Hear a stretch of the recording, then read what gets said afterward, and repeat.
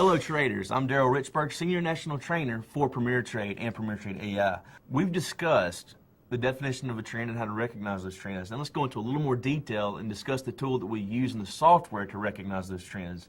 Those are the chart entry signals. Looking at this is the first screen you saw when you pulled it up. You have 4 green arrows pointing up. Now what does this tell you? Well, looking at this, I see the currency pair is the US dollar versus the yen, and I'm looking at an active trading style. We're going to go in more detail about these trading styles later on, and we're going to help you identify which one you may be comfortable with. But right now, just look at this and you see the active trading style, the US dollar versus the yen. It's letting me know the trend that's relevant for that style is up or it's bullish. And that indicates that we're actually looking to go long or possibly buy this currency pair. Now in the case we have 4 red arrows pointing down, this is letting us know that the trend is down. We have a bearish trend in play for the swing style in this case in the euro versus the US dollar.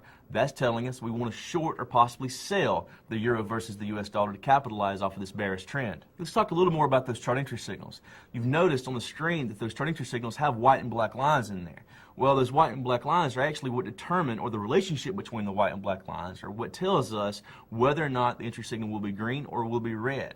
They're moving averages. And moving averages, they help us identify the relevant trend or what's going on in the markets. It eliminates a lot of the market noise, a lot of the ups and downs in the markets, and tells us exactly what is happening, whether the trend is up or the trend is down. If you want to take a closer look at those black lines, simply double click on one of the frames and it'll enlarge and expand to the entire screen. Daryl Richburg, and on behalf of James Dix and PremiereTrade, I want to wish you all happy trading.